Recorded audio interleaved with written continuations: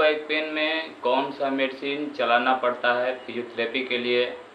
Vestige का भी product का मेडिसिन होता है जो कि कमर में दर्द का रिलीफ पहुंचाता है, लेकिन इंग्लिश मेडिसिन में पेन रिलीफ है पिरिगाबा एम, मेगानिरोन ओडी, एंटी-75। पिरिगाबा एम जो मेथाकोलबाइन है, मेकाबोलिन इसमें कॉम्पोजिशन मिला रहता है। इसका वजह यह है कि यह पेशेंट को दवा रात को देना पड़ता है। रात को दवा सोने से 1 घंटा पहले रात में देना पड़ता है। संबंधित बीमारियों में ठीक करता है। लो बैक पेन में पेशेंट को या सर्वाइकल वाला पेशेंट को जो भी नशा पदार्थ जो देते हैं, तो इसमें नस संबंधित बीमारी में नशा पताई का कोई मार्गदर्शन नहीं होता है। इसमें क्या होता है कि नस संबंधित जो रोग होता है स्पाइनल कोड के तहत यह सब रोग होता है। इसमें L1 से लेकर L5 और C1 से लेकर C6 तक सर्वाइकल और L1 से लेकर L5 तक लो बैक पेन और T1 से लेकर T12 तक अपर बैक पेन होता है। स्पाइनल डिजीज केस होता है जो कि ज़्यादा झुकाव लेने से और भारी सामान उठाने के वजह से परेशानी होता है। इससे बचे रहने के लिए पेशेंट को स्पाइनल को सीधा रखना है। देखिए इस कंडीशन में रखना है और ज़्यादा भारी सामान नहीं उठाना है। लेकिन एक पेशेंट हमसे बोल रहा था कोई काम वगैरह नहीं करेंगे तो स्पाइनल डिजीज केस में काम नहीं करना है और ज़्यादा काम भी करना है। तो जैसे में कि आपने 10 किलो का सामान कोई उठाया तो उसमें क्या करना है कि 5 किलो का सामान उठाना है और 5 किलो को फिर दोबारा उठाना है। इससे क्या होगा कि आपका हल्का वजन भी हो जाएगा और ये आपका स्पाइनल डिजीज केस पर ज़्यादा प्रभाव भी नहीं पड़ेगा। इससे आपका स्पाइनल सुरक्षा रहेगा और सेफ रहेगा, जिसके चलते आपका कमर में और गर्दन में दर्द और झिनझिनी वगैरह का बीमारी नहीं रहेगा। और सर्वाइकल का रोग इस तरह उभरता है।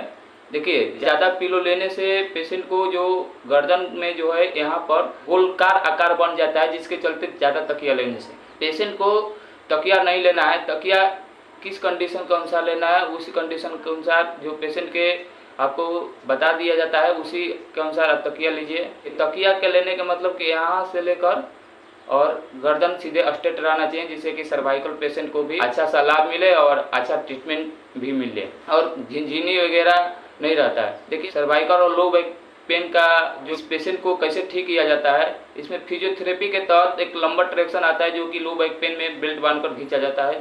और सर्वाइकल में क्या होता है कि सर्वाइकल ट्रैक्शन में गर्दन में लगाकर पट्टी और उसे ट्रैक्शन दिया जाता है, जिसको सर्वाइकल ट्रैक्शन कहते हैं। और बीच में आ गया T1 से लेकर T12, L1 से लेकर L5 तक आपको बता दिए लो बैक पेन और C1 से लेकर C6 तक बता दिए हैं सर्वाइकल और T1 से लेकर T12 तक अपर बैक पेन होता है। इसमें क्या होता है, इसमें ट्रैक्शन कमर और गर्दन के बीच में अपर बैक पेन आता है। उसको ठीक करने के लिए पेशेंट को फिजियोथेरेपी में अल्ट्रासोनिक और हीटिंग बेड और टेंस मशीन का ही उपयोग किया जाता है।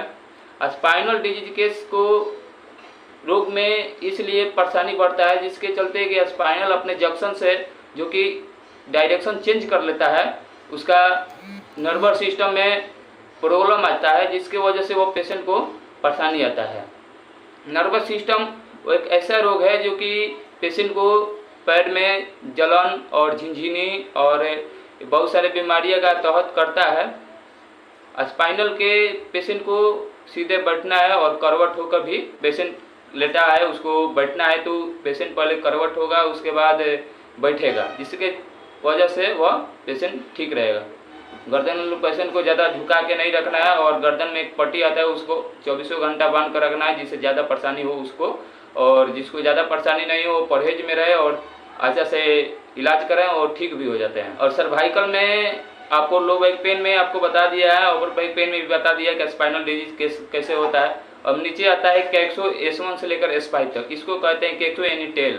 यह क्या होता है कि ज़्यादातर पेशेंट 8 से 9 घंटा ड्यूटी करने वाले पेशेंट किसी गद्दी पर बैठ रहे हैं, क्या होता है कि इनका जो टेल होता है वो कि परेशानी में होने लगता है। इसको क्या करना है कि इसको आप सॉफ्ट यानी सॉफ्ट चेयर पर बैठिए और ज़्यादा गदगार नहीं चाहिए, ज़्यादा मुलायम भी नहीं चाहिए और मेंटेनेंस वाला चाहिए, उसी के अनुसार बैठिए और पेशेंट को यह ज़्यादा आराम मिलता है। इसको टेल सुरक्षा होता है और लो बैक पेन में बेल्ट भी मिलता है और गर्दन में भी बेल्ट मिलता है पहनने के लिए।